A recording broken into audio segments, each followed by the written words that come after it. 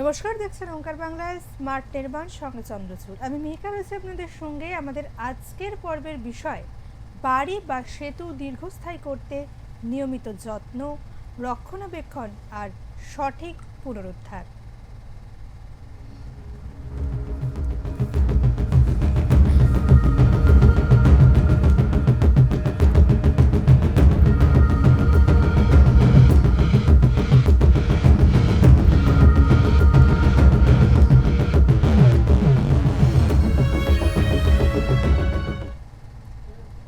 একটি বাড়ি, একটি সেতু কিংবা যে কোনো অবকাঠামো শুধু ভালো নকশা আর উন্নত নির্মাণ সামগ্রী তার দীর্ঘায়ুর পরিচয় নিশ্চিত দেয় না।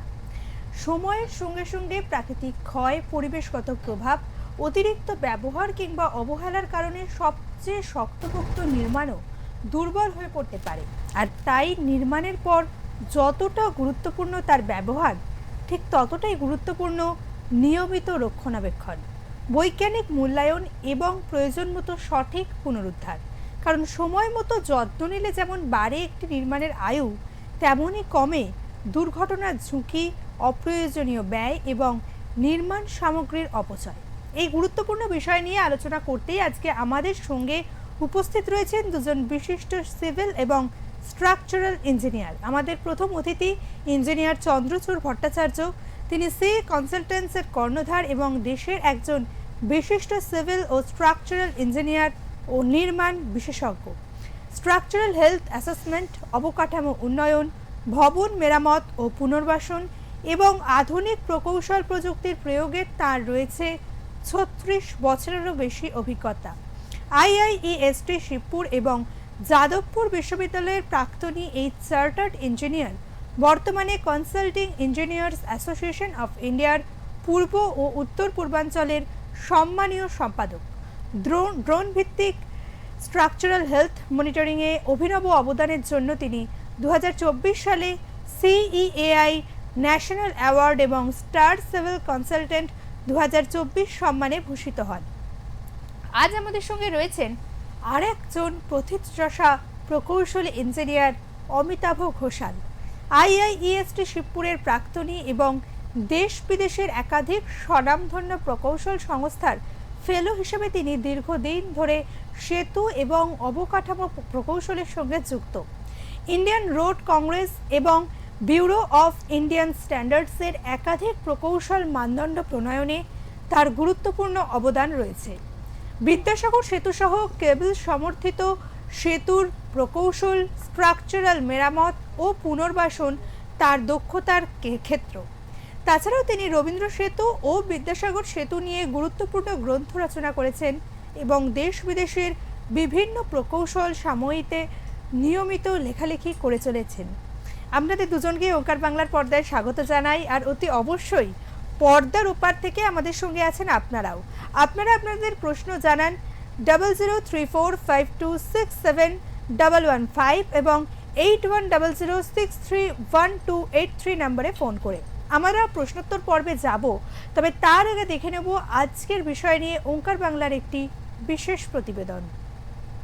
নতুন বাড়ি বা সেতু যত ভালো মানের উপকরণ ও আধুনিক প্রযুক্তিতে তৈরি হোক, সময়ের সঙ্গে তা ক্ষয় হবে। রোদ, বৃষ্টি, আর্দ্রতা, দূষণ, অতিরিক্ত ব্যবহার এবং প্রাকৃতিক দুর্যোগের প্রভাব ধীরে ধীরে কাঠামোর শক্তি কমিয়ে দিতে পারে।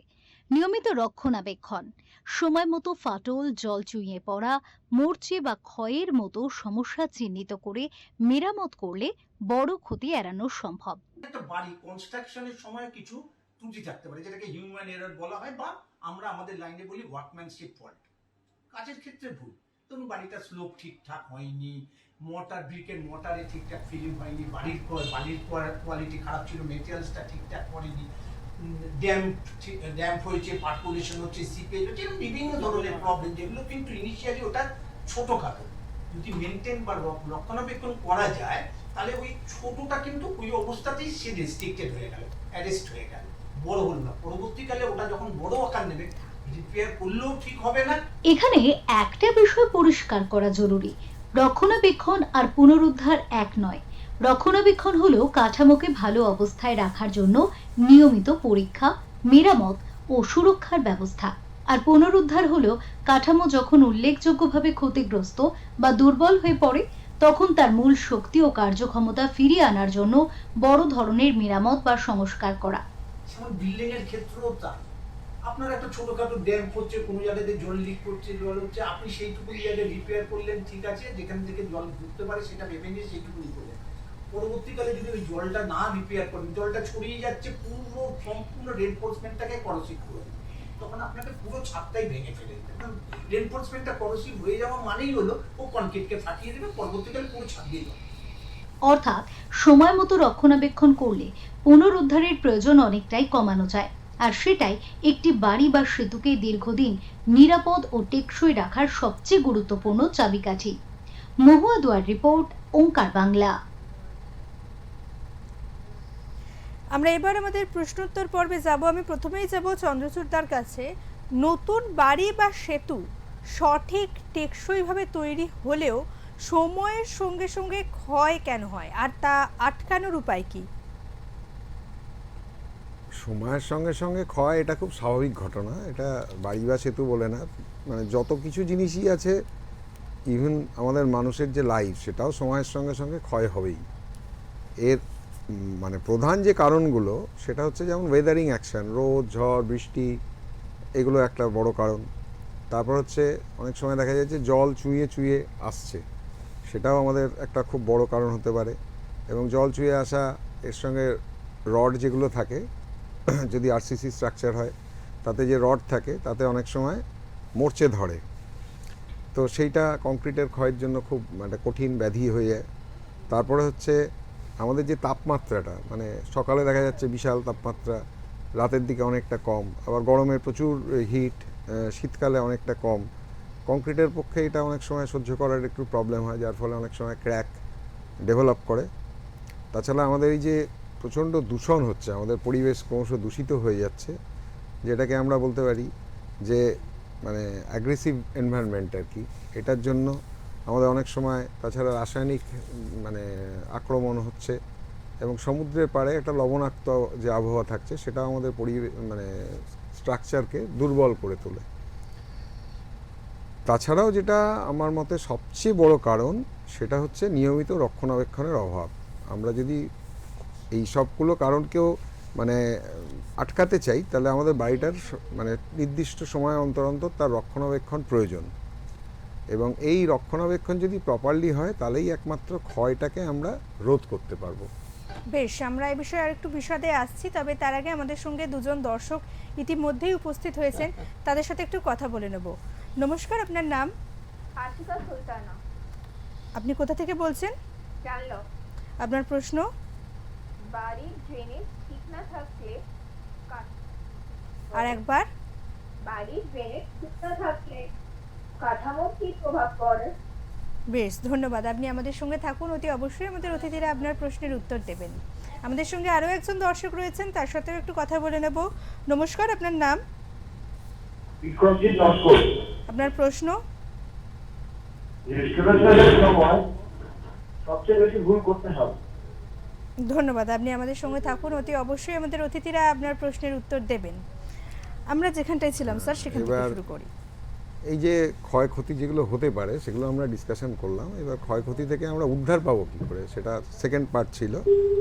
এটার জন্য আমাদের যেটা দরকার, মানে একটা স্ট্রাকচারকে নিয়মিত পর্যবেক্ষণ করা, এবং সহজ যেটা উপায় সেটা হচ্ছে ভিজুয়াল কোনো একজন মানে স্ট্রাকচারাল ইঞ্জিনিয়ারকে দিয়ে, বা মালিকরাও নিশ্চয়ই লক্ষ্য রাখবেন যে ইন্সপেকশন করা নিয়মিত, যে সেখানে কোনো ক্র্যাক ডেভেলপ করছে কি না, কোনো জায়গা থেকে প্লাস্টার স্পলিং হচ্ছে কি না, কোনো জায়গা থেকে কংক্রিট স্পলিং হচ্ছে কি না, কোনো জায়গায় রড বেরিয়ে আসছে কি না, কোনো জায়গায় জলের মানে ড্যাম্প দেখা যাচ্ছে কি না। এইগুলো কিন্তু যদি আমরা নিয়মিত পর্যবেক্ষণ করি, এবং পর্যবেক্ষণ নিজেরা করলাম, তারপরে যখন বুঝতে পারলাম যে পর্যবেক্ষণটা মানে নেগেটিভ দিকে যাচ্ছে, মানে এই ঘটনাগুলো ঘটছে, তখন আমরা কোনো বিশিষ্ট ইঞ্জিনিয়ারকে ডেকে আমরা যদি দেখিয়ে নিতে পারি, এবং এটা যদি আরও বেশি হয় তখন আমরা নন ডিস্ট্রাকটিভ টেস্টিং বলে একটা ব্যাপার আছে স্ট্রাকচারের, আমরা অনেক জায়গায় নন ডিস্ট্রাকটিভ টেস্টিং করি, সেটা ইঞ্জিনিয়ারের তত্ত্বাবধানেই হতে হবে। সেই করে বাড়ি সেতু যাই হোক, তার যে লোড ক্যারিং ক্যাপাসিটি আছে সেই ক্যাপাসিটির বাইরে সে চলে যাচ্ছে কিনা সেটাও আমাদের দেখতে হবে। অনেক সময় দেখা যায় যে আমরা ওজন বেশি চাপিয়ে ফেলেছি, যতটা তার লোড ক্যারিং ক্যাপাসিটি তার থেকে বেশি চাপিয়ে ফেলেছি। তো এইটা আমাদেরকে কিন্তু মাথায় রাখতে হবে। যদি আমরা স্টেপ ওয়াইজ পরপর এগুলো করি, তাহলে একটা বাড়ি অনেক কম খরচে কিন্তু আমরা এটাকে অনেক বেশি লাইফ দিতে পারবো। বেশ, আমি একটা ডাইমেনশন এতে অ্যাড করতে চাই। একটা সাধারণ উদাহরণ দিচ্ছি। আমরা সবাই হাওড়া ব্রিজ অথবা রবীন্দ্র সেতুকে দেখছি। আপনারা সবাই নিশ্চয়ই লক্ষ্য করেছেন যে রবীন্দ্র সেতুর 85 বছর বয়স হয়ে যাওয়া সত্ত্বেও বিশেষ কোনো ক্ষয়বয় দেখা যাচ্ছে না। সেই তুলনায় অন্যান্য লোহার সেতু, সে রাস্তার হোক বা রেলগাড়ির হোক, তাদের অবস্থা কিন্তু হয়তো রং করা হয় রেগুলার, কিন্তু তাদের অ্যাকচুয়াল স্ট্রাকচারাল অবস্থা কিন্তু ভালো থাকে না। এর কারণ হচ্ছে রবীন্দ্র সেতু করবার সময় একটা চিন্তা করা হয়েছিল যে এটা কী করে বাঁচানো যাবে, এটাকে কি করে দীর্ঘস্থায়ী করা যাবে। এবং আমরা প্রত্যেকে যারা কলকাতায় থাকি এবং হাওড়ায় থাকি, তারা ট্যাক্সের একটা পোর্শন জমা দিই এই হাওড়া ব্রিজের রক্ষণাবেক্ষণের জন্যে। এই টাকাটা সরাসরিভাবে একটা আলাদা অ্যাকাউন্টে থাকে এবং তার জন্য একদল ইঞ্জিনিয়ার এবং কর্মী নিরলস কাজ করে যাচ্ছেন এইটা বাঁচানোর জন্য। এবং হাওড়া থেকে ট্রেন ছাড়লে বোধহয় তারও একটা টাকা আসে। এইটার রেজাল্টেই সেতুটার এত ভালো চেহারা আছে এখনো। একদমই। আচ্ছা, আমাদের সঙ্গে আমাদের আর একজন দর্শক এসে উপস্থিত হয়েছেন, তার সাথে একটু কথা বলে নেব। নমস্কার, আপনার নাম? আপনার নাম শোনা যাচ্ছে, বলুন। রক্ষণাবেক্ষণ করলে কার্বন ফুটপ্রিন্ট কিভাবে কমে একটু জানতে চাইছিলাম। বেশ, ধন্যবাদ। আপনার নামটা আরেকবার বলবেন প্লিজ। অমর সাথী বলছি। বেশ, কোথা থেকে? ঘাটাল থেকে। বেশ, ধন্যবাদ। আপনি আমাদের সঙ্গে থাকুন, অতি অবশ্যই আমাদের অতিথিরা আপনার প্রশ্নের উত্তর দেবেন। আমরা পরবর্তী প্রশ্নে যাই। আমি পরবর্তী প্রশ্ন যাব স্যারের কাছে। আমাদের সঙ্গে আজকে রয়েছেন এবং এটা না বললেই নয়, আর ঠিক কয়েক ঘন্টা পরেই আমাদের স্বাধীনতা দিবস 15ই আগস্ট। আর আজকে এমন একজন ইঞ্জিনিয়ারকে আমরা আমাদের সঙ্গে পেয়েছি যিনি স্বাধীনতা হতে দেখেছেন। আমাদের সঙ্গে রয়েছেন ইঞ্জিনিয়ার অমিতাভ ঘোষাল। আমি স্যারের কাছে প্রশ্ন রাখবো, রক্ষণাবেক্ষণ আর পুনরুদ্ধার, এই দুটো বিষয়ের মধ্যে মূল পার্থক্যটা কি? রক্ষণাবেক্ষণ হচ্ছে যত্ন করা এবং ঠিকঠাকভাবে জিনিসকে রাখা। আর পুনরুদ্ধার মানে যদি রক্ষণাবেক্ষণের করা সত্ত্বেও যদি দেখা যায় যে ক্ষয়ক্ষতিটা তখনও চলতে থাকছে, ক্রমশ খারাপের দিকে যাচ্ছে, তখন সেটাকে কি করে বাঁচিয়ে তোলা যায়। আবার খানিকটা বলা যায় মানুষের সঙ্গে তুলনা দিলে, একটা রুগী, তাকে আমরা রেগুলার যত্ন করছি, ওষুধ দিচ্ছি, কিন্তু সে ভালো আছে, কিন্তু দেখা গেল হঠাৎ সে খারাপ হয়ে গেল, তখন তাকে আরও অনেক বেশি কিছু করতে হয়। তাকে হসপিটালাইজ করতে হয়, তাকে হয়তো স্যালাইন দিতে হয় বা কিছু ইমিডিয়েটলি কিছু ট্রিটমেন্ট করা দরকার। এইগুলো হচ্ছে তাকে পুনরুদ্ধার, তাকে আবার বাঁচিয়ে তোলা। এখন সেতু বা বাড়ির ক্ষেত্রে বা জলের পাইপের ক্ষেত্রেও এই পুনরুদ্ধার করা মানে তার কোন কোন অংশ বিশেষজ্ঞরা দেখে বলবেন যে কোনখানটা খারাপ হয়েছে, কারণটা কি, আসল কারণটা দেখে সেটার থেকে একটা উদ্ধারের চেষ্টা করতে হবে। এবং সেই কারণটা জানতে গেলে একটা বিশেষজ্ঞ দরকার। এটা শুধুমাত্র সাধারণভাবে চিকিৎসার ব্যাপার নয়। একদমই ঠিক। মানুষের যেমন কোনো রোগ হলে সেই বিষয়ের বিশেষজ্ঞকে দরকার, বিল্ডিংয়ের ক্ষেত্রেও তাই। আমাদের সঙ্গে আরও একজন দর্শক এখন রয়েছেন, তার সাথে একটু কথা বলে নেব। নমস্কার, আপনার নাম? আগুন সর্দার। কোথা থেকে বলছেন? উত্তর বাসার থেকে। আপনার প্রশ্ন? ছাদের জল চুইয়ে পড়া কতটা বিপজ্জনক? বেশ, হতে পারে। ধন্যবাদ। আপনি আমাদের সঙ্গে থাকুন, অতি অবশ্যই আমাদের অতিথিরা আপনার প্রশ্নের উত্তর দেবেন। আমি পরবর্তী প্রশ্নে যাব। ইতিমধ্যেই কিন্তু দর্শকদের কাছ থেকে ফোন আসতেও শুরু করেছে, আর হোয়াটসঅ্যাপে আসা দর্শকদের প্রশ্নের তালিকাটাও বেশ লম্বা। যাই হোক, আমাদের পরের প্রশ্ন, যে প্রশ্নটা একাধিক দর্শকরাও করেছেন। সায়ন নিউটাউন থেকে এই প্রশ্নটা করেছেন, অমর সাতিক পশ্চিম মেদিনীপুর থেকে এবং উৎসব ভট্টাচার্য গড়িয়া থেকে এই একই প্রশ্ন রেখেছেন যে কোন কোন লক্ষণ দেখলে বুঝবেন যে ইনফ্রাস্ট্রাকচারাল বা অবকাঠামোর রক্ষণাবেক্ষণ বা পুনরুদ্ধারের সময় এসে গেছে। বলছি আমি বলো। আমাদের স্ট্রাকচারকে, যেটা আমি আগেরবারও বলছিলাম, যে আমাদের ভিজুয়াল ইন্সপেকশন একটা খুব গুরুত্বপূর্ণ জিনিস। তা আমরা যখন ভিজুয়াল ইন্সপেকশন করছি কোনো একটা স্ট্রাকচারের, সেটা বিশেষজ্ঞ ইঞ্জিনিয়ার যদি করেন, তিনি আরও ভালো সেটাকে বুঝতে পারবেন। যেমন দেখা গেল যে নতুন করে ফাটল তৈরি হচ্ছে বা পুরনো ফাটল আরও বেড়ে যাচ্ছে, এইটা একটা বিশেষ লক্ষণ।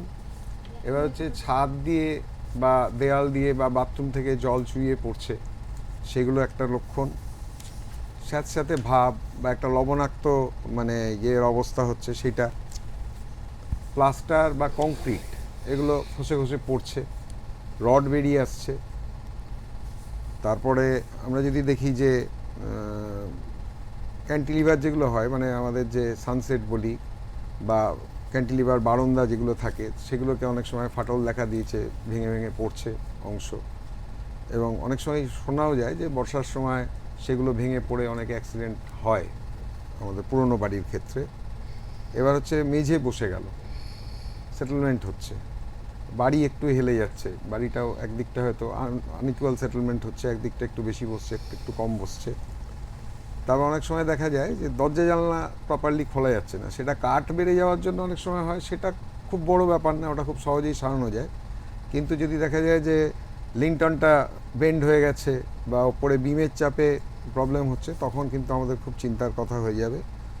এবং অনেক সময় দেখা যায় যে মানে এটা আরও খারাপ স্টেজে যখন যায়, বিভিন্ন রকম জায়গাতে শব্দ অনুভব করা যায় যে কাঁপছে বাড়িটা বা একটু প্রবলেম হচ্ছে। সেইগুলো হলে আমাদেরকে বুঝতে হবে যে আমাদেরকে এবার কিন্তু মানে রোগের অবস্থাটা খারাপের দিকে যাচ্ছে বা রুগীকে ডাক্তার দিয়ে একদম। দেখানো দরকার।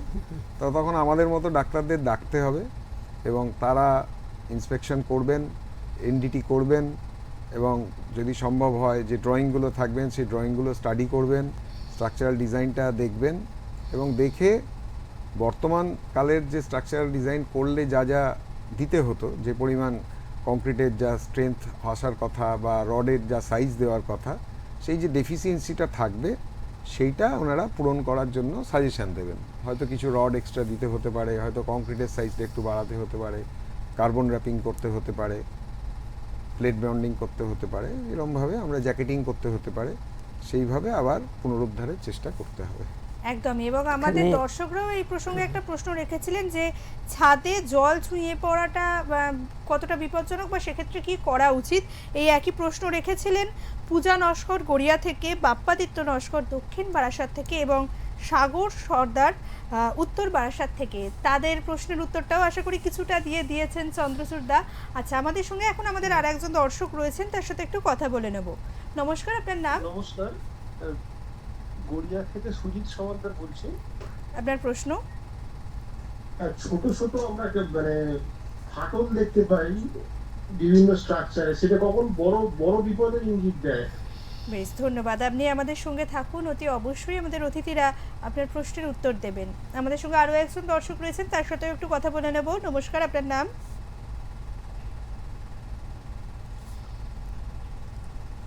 নমস্কার, আপনার নাম? দুঃখিত, আমাদের যোগাযোগ বিচ্ছিন্ন হয়েছে। আমরা আবার আলোচনায় ফিরে যাই, আমরা যেখানটায় ছিলাম। স্যার সেই নিয়ে কিছু বলতে চাইছেন, তো শুনবো। আমি এই যে লক্ষণের কথা বলা হচ্ছে, চন্দ্রচূড় প্রায় সবই কভার করেছে, কিন্তু আমি আর একটা লক্ষণ সবাইকে দেখতে বলবো।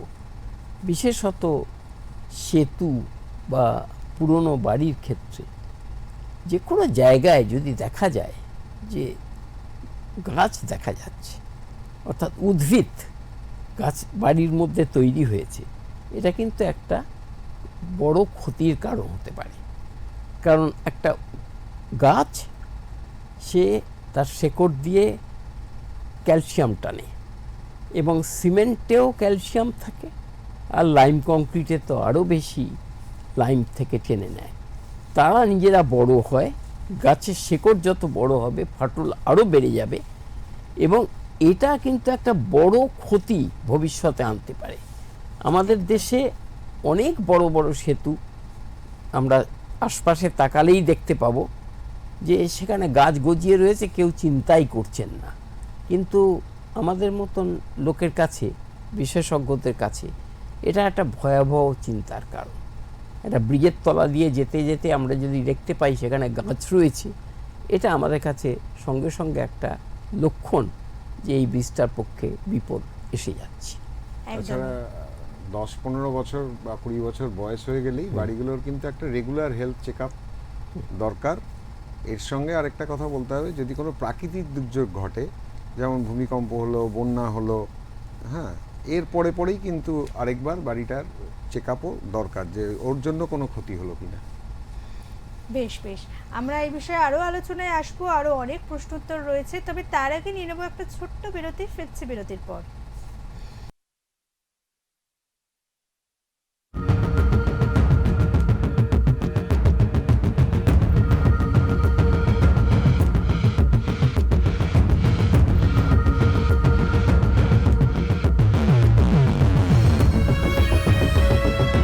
ফিরে এলাম বিরতির পর। দেখছেন ওঙ্কার বাংলায় স্মার্ট নির্মাণ, সঙ্গে চন্দ্রচূড়। আমি মিহিকা রয়েছি আপনাদের সঙ্গে। আর আমাদের আজকের বিষয় নিয়ে আলোচনা ইতিমধ্যেই বেশ ভালো মতো জমে উঠেছে। আমাদের সঙ্গে আজকে রয়েছেন স্ট্রাকচারাল ইঞ্জিনিয়ার চন্দ্রচূড় ভট্টাচার্য, এবং তার পাশাপাশি আরও একজন প্রথিতযশা ইঞ্জিনিয়ার অমিতাভ ঘোষাল। আমাদের আলোচনা অনেক দূর এগিয়েছে, এবং সেই জায়গা থেকে দেখা যাচ্ছে দর্শকদের দিক থেকেও দুটো বিষয় নিয়ে প্রচুর প্রশ্ন আসছে। এক, এই যে জল বিল্ডিংয়ের ক্ষতি করছে, সেই জল কিভাবে আসছে এবং কিভাবে ক্ষতি করছে। পাশাপাশি আরও একটা বিষয় নিয়ে অনেক দর্শকেরা প্রশ্ন করেছেন, যেমন সুজিত সমাদ্দার গড়িয়া থেকে এবং বাপ্পাদিত্য নস্কর দক্ষিণ বারাসাত থেকে প্রশ্ন করেছেন যে ছোট ছোট ফাটল কিভাবে বড় ক্ষতি করতে পারে এবং জিনিসটাকে কিভাবে আটকানো যেতে পারে। আমি এই বিষয়টা নিয়ে একটু স্যারকে আলোচনা করতে বলবো। জল যখন ছাদ থেকে পড়ে নিশ্চয়ই চিন্তার কারণ, কারণ ছাদ তো জল আটকাবার জন্যে, তার বদলে যে সেই ছাদ থেকে জল পড়ে সেটা চিন্তার কারণ যে কোনো বেরো। কিন্তু সেই জলের প্রকৃতিটা কীরকম, অর্থাৎ অল্প সময়ের জন্য পড়ছে না সমানে পড়ে যাচ্ছে, অথবা এমনও যদি হয় যে বৃষ্টি আজকে হলো কিন্তু জল দেখা গেল কালকে বেরোচ্ছে।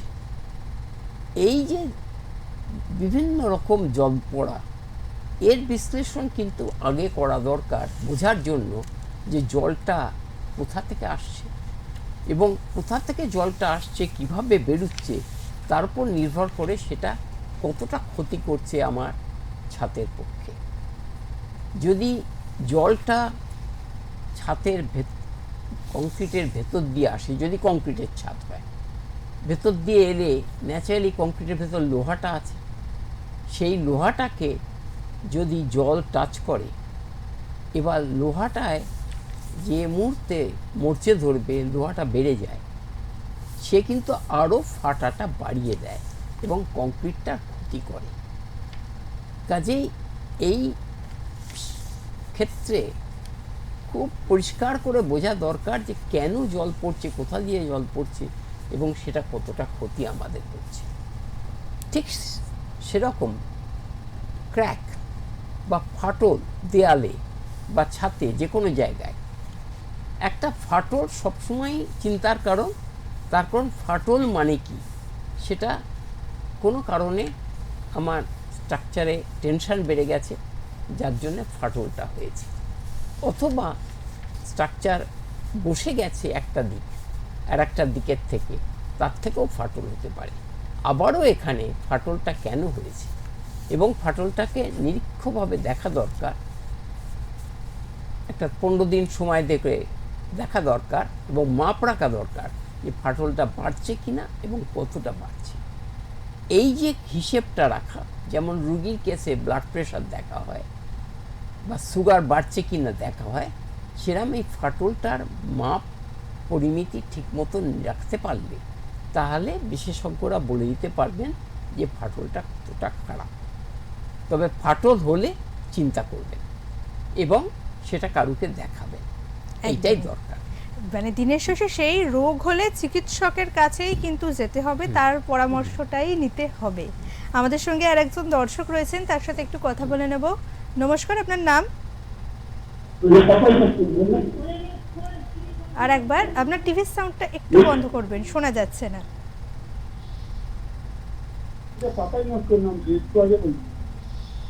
আচ্ছা, আপনার প্রশ্ন? সময় মতো মেরামত না করলে মানে খরচ বাড়বে কতটা? বেশ, ধন্যবাদ। আপনি আমাদের সঙ্গে থাকুন, অতি অবশ্যই আমাদের অতিথিরা আপনার প্রশ্নের উত্তর দেবেন। আমি পরবর্তী প্রশ্ন নিয়ে যাব চন্দ্রচূড়দার কাছে। ঠিক এই একই প্রশ্ন যেটা এক্ষুনি আমাদের দর্শক রাখলেন পাপাই নস্কর, এবং এর আগে আমাদের আরও একজন দর্শক এই প্রশ্নটা করেছেন সুনয়ন বসু, যে সময় মতো মেরামত করলে কিভাবে নির্মাণ সামগ্রীর অপচয়, খরচ এবং কার্বন নিঃসরণ কমানো সম্ভব হয়? সময় মতো যদি আমরা মেরামত করি, তাহলে যখন প্রবলেমটা খুব ছোট সেই অবস্থাতেই যদি মেরামত করি, খুব স্বাভাবিকভাবেই তাহলে সেটা আর বড় আকার ধারণ করলো না, এবং বড় আকার ধারণ করলেই তো আমাদের আরও বড়োভাবে মেরামত করতে হতো, বা আমরা অনেক বড়োভাবে সেটাকে স্ট্রাকচারটাকে আমাদেরকে আরও ক্ষতি করে দিয়েছে অনেক বেশি, যেহেতু তখন আমাদেরকে স্ট্রাকচার স্ট্রেংথেনিং বা এই টাইপের ব্যাপারগুলোর মধ্যে যেতে হতো। এখন যদি খুব কম মানে ক্ষত অবস্থাতে আমরা যদি তাকে সারাতে পারি, মানে এটা মানুষের শরীর যখন খারাপ হয়েছে, সবে জ্বর হয়েছে তখনই আমি চিকিৎসা করে ফেললাম আর জ্বরটাকে ফেলে রেখে অন্য রোগে কনভার্ট করিয়ে দিলাম, এটা একটা বড় ব্যাপার। এবার আমাদের সারাতে গেলে কি কি লাগে, যে দ্রব্যগুলো আমাদের কনস্ট্রাকশন মেটেরিয়ালস যেগুলোকে বলি, সেগুলো যেমন সিমেন্ট, আমাদের লোহা, তারপর বালি, স্টোন চিপস এবং জল, এর সঙ্গে এখন প্রচুর কেমিক্যাল আমরা ইউজ করছি সারানোর জন্য।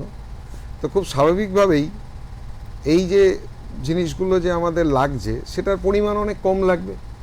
এবার এটার যদি পরিমাণ খুব কম লাগে, আমাদের কিন্তু যে কার্বন ফুটপ্রিন্ট নিয়ে আমরা কথা বলছি, এর একটা মেন হচ্ছে সিমেন্ট শিল্প এবং লোহা তৈরি করার সময় প্রচুর পরিমাণ কার্বন ডাইঅক্সাইড আমাদের পরিবেশকে আমরা দিচ্ছি। তো সেইটার তাহলে আমাদের খুব কম লাগবে যদি খুব অল্প এগুলোর ব্যবহার হয়। আর এটার যদি মানে খুব বেশি করে ব্যবহার হয়, তখন স্বাভাবিকভাবেই আমাদের কার্বন নিঃসরণ অনেক কিছু বাড়বে। তো এই জন্য আমাদের এটা ভাবতে হবে যে ছোটো মেরামত যদি আমরা করে ফেলতে পারি, বাড়িটার লংজিভিটিও বাড়লো, বাড়িটার ক্ষতও কম হলো, অ্যাজ ওয়েল অ্যাজ খরচাও কম হলো, এবং তার সঙ্গে আমাদের পরিবেশ, নির্মাণ সামগ্রী এবং অর্থ, এই তিনটেই কিন্তু আমরা অনেক কম খরচে জিনিসটাকে আমরা সারিয়ে দিতে পারলাম। একদমই। এখানে আর এই যে একটা কথা বলি, যে এই যে কার্বন এমিশন, যেটা লোহা, 1 টন লোহা করতে গেলে 2 টন কার্বন এমিশন হয়, যেখানে 1 টন সিমেন্ট করতে গেলে 1 টন কার্বন এমিশন হয়। কিন্তু এই জায়গাটায় বিজ্ঞান অনেকটা এগিয়ে গেছে। এখন সিমেন্ট বা লোহা তৈরি করার পদ্ধতি পরিবর্তন করে এগুলো অনেক কমানো হচ্ছে, এবং মানুষ চেষ্টা করছে সবসময় যাতে করে উন্নত মানের জিনিস ব্যবহার করে টোটাল কনস্ট্রাকশন কস্টটা বা টোটাল কনস্ট্রাকশনের মেটেরিয়ালটা কমানো যায়। এবার আরেকটা এরই সূত্রে আরেকটা উদাহরণ দিই। হাওড়া ব্রিজ যতটা লম্বা, মানে স্প্যান 450 মিটার, সেখানে 26,700 টন লোহা লেগেছে। বিদ্যাসাগর সেতু, তারও কিন্তু 450 মিটারই স্প্যান, সেখানে লোহার পরিমাণ লেগেছে অর্ধেক, মানে সব মিলে 15,000 টন লোহায় হয়ে গেছে। এই যে পরিবর্তনটা এসছে, তার কারণ একটা ক্ষেত্রে শুধু লোহা ব্যবহার করা হয়েছে, আর একটা ক্ষেত্রে কেবল ব্যবহার করা হয়েছে, তার ব্যবহার করা হয়েছে। এই যে পরিবর্তন, এই যে উন্নতি, এর ফলে কার্বন এমিশনও সঙ্গে সঙ্গে কমে যাচ্ছে। কাজেই ঠিক মতন জিনিস ব্যবহার করা একটা বড় কথা, যেটা চন্দ্রচূড় বলেছে যে আজকাল অনেক অ্যাডভান্সড কেমিক্যাল এসে গেছে, অনেক অ্যাডভান্সড ইকুইপমেন্ট এসে গেছে, সেগুলো ব্যবহার করলে আমরা ওভারঅল কার্বন এমিশনটা কমাতে পারব। একদমই। আর এখানে এই যে কস্টের পাশাপাশি পরিবেশের প্রসঙ্গটা উঠে এলো, এটা অত্যন্ত গুরুত্বপূর্ণ একটি বিষয় এবং আমাদের বেশ কিছুজন দর্শক এই বিষয়ে প্রশ্ন করেছিলেন যে রক্ষণাবেক্ষণ কতটা পরিবেশ বান্ধব বা রক্ষণাবেক্ষণ করলে পরিবেশকে সুস্থ রাখাটা কতটা সহজ হয়। এ বিষয়ে আমাদের দর্শক পূজা নস্কর, পাপাই নস্কর, বিদ্যুৎ নস্কর, সৌম গুহ এবং অমর সাতিক এতজন প্রশ্ন রেখেছিলেন এবং সেই প্রশ্নের উত্তরটা আশা করি সুন্দরভাবে আমাদের অতিথিরা বুঝিয়ে বলেছেন। আমাদের সঙ্গে এখন আমাদের আরও একজন দর্শক রয়েছেন, তার সাথে একটু কথা বলে নেব। নমস্কার, আপনার নাম? নমস্কার, আমি নিউটাউন থেকে রোহিত সামন্ত বলছিলাম। বেশ, আপনার প্রশ্ন? টেকসই উন্নয়নে একজন বাড়ির মালিক ভূমিকা নিতে পারেন। বেশ, ধন্যবাদ। আপনি আমাদের সঙ্গে থাকুন, অতি অবশ্যই আমাদের অতিথিরা আপনার প্রশ্নের উত্তর দেবেন। আগেরটার সঙ্গে আমি একটু ছোট্ট অ্যাড করি। বেশ বেশ। এই আমাদের মানে জ্বালানিটাও কিন্তু আমাদের কার্বন নিঃসরণ প্রচুর বাড়ায়। তো এই আমাদের যদি কম মেটেরিয়ালস লাগে, আমাদের নিয়ে আসার জন্য ট্রান্সপোর্টেশন কস্টটাও কম। সেখানে যদি আমাদের অনেক বড় ইয়ে হয়, কনস্ট্রাকশনটা হয়, এবং যদি দেখা যায় যে অনেকটা জায়গায় ভেঙে পড়েছে, সেটাকেও আমাদের যখন নিয়ে যেতে হবে, তখন কিন্তু জ্বালানির খরচ এবং তার সঙ্গে কার্বন নিঃসরণ এটাও কিন্তু বাড়বে। বেশ, আচ্ছা, আমরা পরবর্তী প্রশ্নের দিকে এবার যাব। আমি স্যারের কাছে একটা প্রশ্ন রাখবো যে, এবং এই প্রশ্নটা কিন্তু আমাদের দর্শকরাও এই বিষয়ে প্রশ্ন রেখেছেন। আমাদের দর্শক সজল দাস গার্ডেন রিচ থেকে একই প্রশ্ন করেছেন যে পুরনো ঐতিহ্যবাহী অবকাঠামো বা ভবনগুলোর ক্ষেত্রে রেস্টোরেশন কেন শুধু সংস্কার নয়, আমাদের ইতিহাস ও সংস্কৃতি রক্ষারও একটি দায়িত্ব? অবশ্যই, কারণ একটা যে কোনো নির্মাণ একটা কীর্তি এবং তার পেছনে প্রচণ্ড পরিশ্রম বা আত্মিক যোগাযোগও থাকে যারা তৈরি করছেন, এবং তারা সবসময় গর্বিত যে তারা এটা তৈরি করেছেন। তারা তো চাইবেন যে তারা যেটা তৈরি করলেন সেটা যেন ভালোভাবে থাকে। একদম। আর একটা বাড়ি যদি বেশি দিন থাকে, বেশি দিন যদি বেঁচে থাকে, ক্ষয়ক্ষতি না হয়ে, সেটার মধ্যে একটা ঐতিহ্য চলে আসে। আজকে আমরা যদি তাজমহলের কথা ভাবি, সেটা একটা স্মৃতি রক্ষার্থে একটা মেমোরিয়াল হিসেবে তৈরি হয়েছিল। এই তাজমহল তৈরির সময় সম্পূর্ণভাবে ভাবা হয়েছিল যেটা কী করে বেশি দিন থাকবে, যার জন্যে তাজমহলের যে দেয়াল সেটা প্রচণ্ড চওড়া, মোটা। কেন না, তখন ভাবা হয়েছিল যে এটাকে যতটা আমরা বাঁচিয়ে রাখতে পারবো, যত সেটাকে দীর্ঘস্থায়ী করতে পারবো, ততদিন যার জন্যে যার স্মৃতিতে করা হয়েছে তার স্মৃতির প্রতি লোকের শ্রদ্ধা থাকবে। একদমই। আমরা এই প্রসঙ্গে একটু ডিটেলসে শুনবো স্যারের কাছ থেকে, তবে তার আগে আমাদের একজন দর্শক আমাদের সঙ্গে উপস্থিত হয়েছে, তার সাথে একটু কথা বলে নিই। নমস্কার, আপনার নাম? আমার নাম রজত দাস। কোথা থেকে বলছেন? ঠাকুরিয়া। আপনার প্রশ্ন? শুধু বাহ্যিক সৌন্দর্য ফিরিয়ে আনলে কি রিস্টোরেশন সম্পূর্ণ হয়? বেশ, ধন্যবাদ। আপনি আমাদের সঙ্গে থাকুন, অতি অবশ্যই আমাদের অতিথিরা আপনার প্রশ্নের উত্তর দেবেন। স্যার, আমরা যেখানে ছিলাম তাজমহলের প্রসঙ্গে, সেখান থেকে আবার শুরু করি। দেখুন, এই যে একটা কনস্ট্রাকশন বা একটা স্ট্রাকচার যখন ঐতিহ্যবাহী হয়ে ওঠে, যখন বেশি দিন থাকে, তখন এটাকে বাঁচিয়ে রাখা একটা সামাজিক কর্তব্য। একদম। এবং শুধু এখানে ইঞ্জিনিয়ার বা টেকনিক্যাল ব্যাপার নয়, এটা আমাদের একটা সামাজিক কর্তব্য এবং ইতিহাসের দিক থেকেও ইম্পর্টেন্ট, কারণ সেই বাড়িটাই একটা ইতিহাস হয়ে যাবে এবং সেই হিসেবেই সেটাকে বাঁচিয়ে রাখতে হবে। এটাই আমাদের দায়িত্ব। আচ্ছা, এই প্রসঙ্গে একটা প্রশ্ন এসছে, এর সাথে একটু রিলেটেড। সেটা হচ্ছে যে টেকসই উন্নয়ন বা সাস্টেনেবল ডেভেলপমেন্ট, সেই ক্ষেত্রে এই মেনটেনেন্স বা রক্ষণাবেক্ষণের গুরুত্ব কতটা? আমাদের দর্শক সোনারপুর থেকে বিদ্যুৎ নস্কর এবং নিউটাউন থেকে রোহিত সামন্ত এই প্রশ্নটা রেখেছেন। এটা যদি আরেকটু বলা যায়। তুমি বলবে? কি বলুন, আমি পরেরটা বলবো। এখন সাস্টেনেবল ডেভেলপমেন্ট কথাটা আজকাল খুব চালু, সাস্টেনেবল কথাটার মানে কি, যে জিনিসটা দীর্ঘস্থায়ী হবে এবং একটা মানে জিনিস বাংলা এখন টেকসই ব্যাপারটা ট্যাক্সই, যে ট্যাক্সই হবে। এবং এখানে তো টেকনোলজির অ্যাপ্লিকেশনটাই ইম্পর্ট্যান্ট। ঠিকভাবে ডিজাইন করা, ঠিকভাবে কনস্ট্রাকশন করা, ঠিকভাবে মেনটেন করা। শুধু তৈরি করলে তো হবে না, তাকে যত্ন করতে হবে। তার একটা মানুষ যখন একটা বাচ্চা যখন বড় হয়, তাকে যেমন কতটা দেখাশোনা করা হলো, তার স্বাস্থ্যের প্রতি নজর দেওয়া হলো, তার পড়াশোনার প্রতি নজর দেওয়া হলো, তার জ্ঞান বৃদ্ধির প্রতি নজর দেওয়া হলো, সব কিছু মিলে একটা ছেলে বড় হয়। সেই স্ট্রাকচারকেও বা যে কোনো কনস্ট্রাকশনকেও সেইভাবে যদি প্রথম থেকে যত্ন করা যায়, প্রথম থেকে তাকে দেখভাল করা যায়, তাহলেই সে সাস্টেনেবল হয়ে উঠবে। এই সাস্টেনেবল করাটা আমাদের প্রত্যেকের দায়িত্ব এবং সমাজের দায়িত্ব। এবং একদম দেখাশোনাটা যে হয় না, এটা যে মানে সবসময় যে খুব সাধারণ মানুষের দ্বারা হয়। যেমন আমার নিজের বাড়িতেই হয়, আমার বাড়িতে গাছ আছে, যে বৃষ্টির সময় অনেক সময় গাছের সেই পাতা পড়ে ড্রেনটা আটকে যায়, ছাদের ওপর জল দাঁড়িয়ে গেল, তো আমি যদি না দেখি জলটা তো স্টে করে যাবে, জলটা বেরোতে পারছে না। এরকম অনেক রকম জিনিস আছে যেটা খুব ছোটোখাটো জিনিস, কিন্তু যদি আমি ইগনোর করে যাই তাহলে কিন্তু সেটা অনেক সময় অনেক বড় জিনিসে দাঁড়িয়ে যায়। তো সেদিকেও আমাদেরকে নজর রাখতে হবে। একজন বলেওছে যে মালিক, একটা প্রশ্ন এরকম একটা এসেছিল, আমি যা শুনলাম যে মালিকের কি একদম। দায়িত্ব আছে। একদম তো মালিকের কিন্তু প্রচুর দায়িত্ব আছে।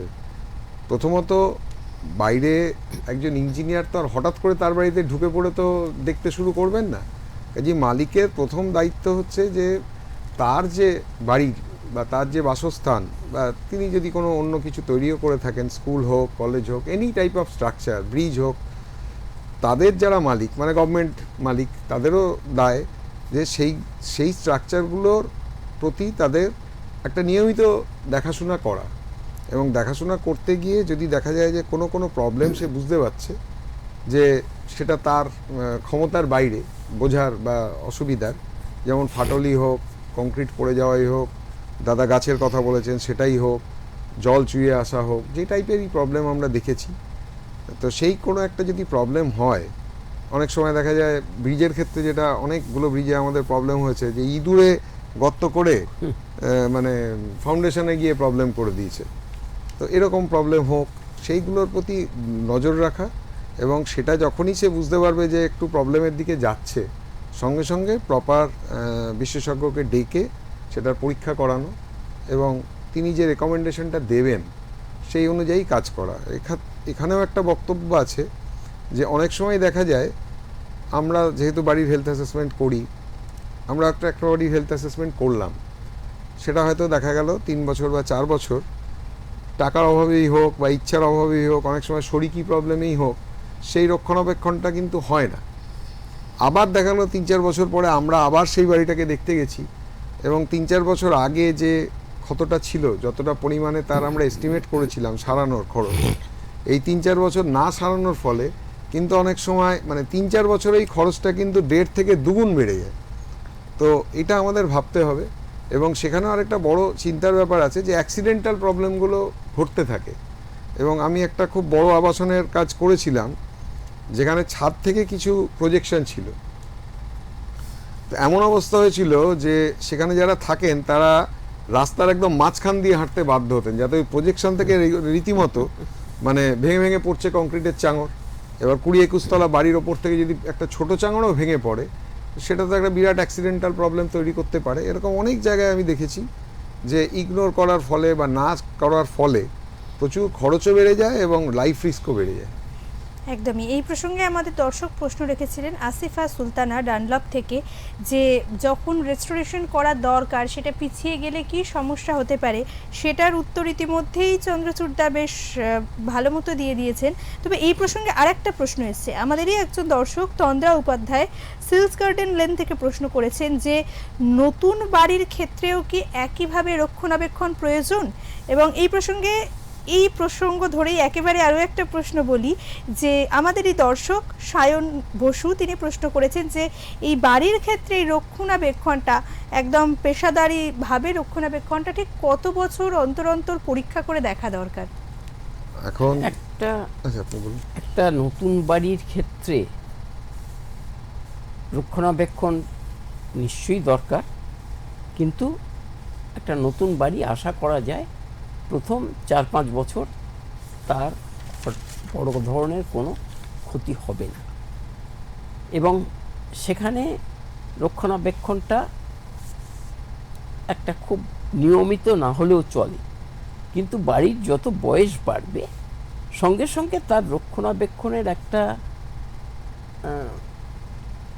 নিয়ম করে ফেলা উচিত যে ঠিক আছে আমি আমার বাড়িটাকে 6 মাস অন্তর একবার করে ঘুরে দেখব যে কোথা দিয়ে কিছু লিক করছে কিনা, কোথা দিয়ে ফাটল আছে কিনা, সে ইলেকট্রিক হোক আর জলের পাইপ হোক, সবগুলোই কিন্তু দেখা দরকার, কারণ সব কিছু থেকেই বাড়ির ক্ষতি হতে পারে। এবং কোথাও উই লেগেছে কিনা বা কোথাও গাছ বেরিয়েছে কিনা, এই যে রক্ষণাবেক্ষণ এর ডিউরেশনটা কতদূর অন্তর করা উচিত সেটা বাড়ির অবস্থার ওপর নির্ভর করবে। এবং যদি দেখা যায় যে একটা বাড়ি খারাপ হচ্ছে, কন্টিনিউয়াসলি খারাপ হচ্ছে, বসে যাচ্ছে, তখন হয়তো এই রক্ষণাবেক্ষণটা 3 মাস অন্তর করতে হবে। এই মাপটা আবার বিশেষজ্ঞদের কাছে যেতে হবে। একদমই, যেমন শরীরের সমস্যা অনুযায়ী বিশেষজ্ঞের পরামর্শ মতো কতদিন গ্যাপে বিশেষজ্ঞর সাথে দেখা করা দরকার, কতদিন গ্যাপে নতুন প্রেসক্রিপশন দরকার, সেটা যেমন ঠিক করতে হয় এই ক্ষেত্রেও একদম তাই। আমরা অনুষ্ঠানের একদম শেষ পর্যায়ে এসে পৌঁছেছি, আর এই সময়েও কিন্তু আমাদের সঙ্গে আমাদের একজন দর্শক রয়েছেন, তার সাথে একটু কথা বলে নেব। নমস্কার, আপনার নাম? কৃষ্ণেন্দু রায়। আপনার নাম? কৃষ্ণেন্দু রায়। বেশ, আপনার প্রশ্ন? হাউজিং কমিটি কিভাবে নিয়মিত মেইনটেনেন্স নিশ্চিত করতে পারে? বেশ, ধন্যবাদ। আপনি আমাদের সঙ্গে থাকুন, অতি অবশ্যই আপনার প্রশ্নের উত্তর দেওয়া হবে। আমি একটু প্রশ্নের ক্ষেত্রে আসবো, যেহেতু রেস্টোরেশন নিয়ে প্রচুর কথা হলো, আমি শেষের দিকে একটাই প্রশ্ন রাখতে চাই, সেটা হচ্ছে আমাদের একজন দর্শক এই প্রশ্নটা করেছেন যে রেস্টোরেশন কিভাবে হবে, সেই প্রসঙ্গটা নিয়ে অনেকটাই কথা হলো। রেস্টোরেশনের ক্ষেত্রে সবচেয়ে বেশি ভুল কোথায় হয়, প্রশ্নটা করেছেন পূজা নস্কর গড়িয়া থেকে, এটা যদি একটু বলা যায়। সবচেয়ে বেশি ভুল যদি দেখা যায় যে এতক্ষণ ধরে আমরা যেটা বলছিলাম যে রুগীকে যদি ডাক্তার না দেখিয়ে ওষুধ খাইয়ে দেওয়া হয়, সেটা হচ্ছে সবচেয়ে বেশি ভুল। ঠিক বাড়ির ক্ষেত্রেও তাই। যদি দেখা যায় যে ইঞ্জিনিয়ারকে না দেখিয়ে আমি একজন মিস্ত্রির মাধ্যমে সারাতে শুরু করলাম, তো রুট কজটাই আমরা ধরলাম না, আমরা একটা সারালাম, কিছুদিন পরে দেখা গেল যে সেই জায়গাটার থেকে তো প্রবলেমটা গেলই না, আরও অনেক বড় প্রবলেমকে এনে দিল। এইটা একটা বড় কারণ। কিন্তু আমি তার সঙ্গে আরেকটু অ্যাড করতে চাই, সেটা হচ্ছে যে এটা আগের প্রশ্নটারই মানে কথা ধরে আর কি বলছি, যে এখন কিন্তু গভর্নমেন্টও অনেক রুলস করেছে। কোনো একটা ফ্ল্যাট বা কোনো একটা ইয়ে কেনার পরে কিন্তু কিছু আইন হয়েছে, রেরা বা এসব আইনগুলো, যার মাধ্যমে 5 বছর কিন্তু দেখাশোনার দায়িত্ব যিনি তৈরি করছেন তার একটা থাকছে। এবং যদি দেখা যায় যে এই 5 বছরের মধ্যে কোনো ক্ষতি হলো বা বাড়ির কোনো ক্ষয় হলো, সেটা কিন্তু সারিয়ে দেওয়ার দায়িত্ব যে প্রমোটার তার। এই ব্যাপারটা কিন্তু সরকার এখন কিছুটা মানে ব্যবস্থা করার চেষ্টা করছেন, আইন করেছেন। তো সেক্ষেত্রে আমি একটা কাজ অলরেডি করেছি এরকম, আমি নাম বলতে চাই না, কিন্তু 5 বছর হওয়ার আগেই তাদের বাড়ির ক্ষতি হয়েছিল এবং আমরা সেটা টোটাল অ্যাসেসমেন্ট করে তার যা প্রবলেমগুলো সেগুলো অ্যাসেস করার পরে সেই প্রমোটার সংস্থার সঙ্গে কথা বলা হয় এবং তারা কিন্তু আলটিমেটলি সারিয়েছে। এটা কিন্তু ঘটছে। এখানে একটা কথা, এই যে 5 বছর গ্যারান্টি রয়েছে, এর মধ্যে এরও একটা নেগেটিভ সাইড আছে। সবসময় যে কনস্ট্রাকশন করছে সে চেষ্টা করবে যাতে কোনো রকমে তার 5 বছরটা পেরিয়ে যায়। সে কি করে ওটার থেকে বেঁচে বেরিয়ে যায়, সে 5 বছর যেদিন শেষ হয়ে গেল তারপর থেকে তার আর কোনো দায়িত্ব নেই। কাজে এখানে যারা থাকবেন তাদের দায়িত্ব হচ্ছে যে ভালো করে বুঝে নেওয়া আগে থেকে, এবং বুঝে নিয়ে সেটার হিসেবে পরে তৈরি করা এবং তাদের সঙ্গে একটা ভালো রিলেশনশিপ রাখা, যাতে করে দরকার হলে তাকে আবার ডেকে আনা যায় এবং তার একটা মোরাল রেসপন্সিবিলিটি থাকে। কারণ এখানে একটা বাড়ি, একটা মানুষ, এখন মানুষের লঞ্জিভিটি বেড়ে গেছে, আগে তেমনি বাড়ির লঞ্জিভিটিও বেড়ে যাচ্ছে। এখন এক জেনারেশন একটা বাড়িতে থাকতো, তখন হয়তো মানুষ 60-70 বছর বাঁচতো, ভাবতো ঠিক আছে আমার জীবনকাল কেটে যাবে। আজকে মানুষ বাঁচছে 110 বছর। কাজে একটা বাড়ির বাঁচার টাইমটাও কিন্তু বাড়াতে হবে এবং সেই হিসেবেই আমাদের ইঞ্জিনিয়ারিংকেও এগুতে হচ্ছে যে এটা কি করে বাড়ানো যায় এবং তার দেখাশোনা করবার ভারটা সমবেতভাবে নিতে হয়, যেটা আজকাল হাউসিং সোসাইটির মধ্যে এসে যাচ্ছে। একদম। সেখানে তাদের নিজে থেকে একটা নিয়ম করতে হয় এবং দেখাশোনা করাটা, এই যে একটা হাউসিং সোসাইটিতে প্লাম্বার থাকে, ইলেকট্রিশিয়ান থাকে, একটা জল পড়ছে, টপ টপ করে জল পড়ছে, আমি সঙ্গে সঙ্গে প্লাম্বারকে ডেকে তার ওয়াশার পাল্টাই। যদি তারপরেও জল পড়ে, তখন দেখি লাইনে কোথাও লিক আছে কিনা। এই যে দেখা করাটা, এই যে কন্টিনিউয়াস দেখা করাটা, এটা একটা মস্ত বড় দরকার এবং সেই সবার মধ্যে সেই সচেতনতা আনা দরকার। একদম একদম, যে কথাটা দিয়ে স্যার শেষ করলেন, রক্ষণাবেক্ষণের মাধ্যমে আমাদের যে পুরনো ভবনগুলো, যেগুলো আমাদের সংস্কৃতির সাথে ওতপ্রোতভাবে জড়িত, সেগুলোকে যেমন বাঁচিয়ে রাখা যাবে, তেমন আমাদের নিজেদের মধ্যে একটা পরস্পর নির্ভর, যে আমরা হাউসিং সোসাইটিতে বেশিরভাগ ক্ষেত্রেই এখন থাকি, সেক্ষেত্রে যদি একটা সমবেত সংস্কৃতি এমন গড়ে তোলা যায় যার মধ্যে দিয়ে সবাই মিলে আমাদের নতুন বিল্ডিংগুলোকে বাঁচিয়ে রাখা যাবে, সেটাই বোধহয় শেষ কথা, যে সবাইকে একসাথে কাজ করতে হবে। আর ওই যে আরও একটা কথা, যে রোগ হয়েছে সেই বিশেষজ্ঞের কাছে, সেই চিকিৎসকের কাছে কিন্তু তার সলিউশন রয়েছে। তাই যখনই সমস্যা হচ্ছে বিল্ডিংয়ের, তখনই সমস্যার সমাধান রয়েছে ইঞ্জিনিয়ারদের কাছে। আমাদের আজকের দুজন অতিথিকেই অনেক ধন্যবাদ এতক্ষণ আমাদের সঙ্গে থাকার জন্য, এত জটিল বিষয় এত সহজভাবে তুলে ধরার জন্য। এখানে আমাদের অনুষ্ঠানটাও আছে, সেটাও অবশ্যই। বলতে হবে। অবশ্যই। আর মানে তাদের আমাদের দেখতে হবে স্মার্ট নির্মাণ সঙ্গে চন্দ্রচূড়, না দেখলে তারা বুঝতে পারবে না যে তার বাড়ি একদম, এবং কোথায় প্রবলেম। দর্শকরা এতটা অ্যাক্টিভলি আমাদের সঙ্গে ছিলেন, এত প্রশ্ন পাঠিয়েছেন এবং গোটা অনুষ্ঠান জুড়ে দর্শকরা এতটা অ্যাক্টিভ রোলে ছিলেন, তারাও অত্যন্ত প্রশংসনীয় এ বিষয়ে। এই জন্য তাদের আমরা ছাড়া তো আমরা অবশ্যই incomplete। দর্শকের কাছে কৃতজ্ঞ। একদমই। আমাদের সঙ্গে ছিলেন স্ট্রাকচারাল ইঞ্জিনিয়ার চন্দ্রচূড় ভট্টাচার্য এবং বিশিষ্ট প্রকৌশলী ইঞ্জিনিয়ার এবং সেতু ও অবকাঠামো বিশেষজ্ঞ অমিতাভ ঘোষাল। দুজনকেই অনেক ধন্যবাদ, আর আপনাদেরকেও ধন্যবাদ এতক্ষণ থাকার জন্য। খুব তাড়াতাড়ি আসছে নতুন কোন এপিসোড নিয়ে। সবাই খুব ভালো থাকুন আর দেখতে থাকুন ওঙ্কার বাংলা। নমস্কার।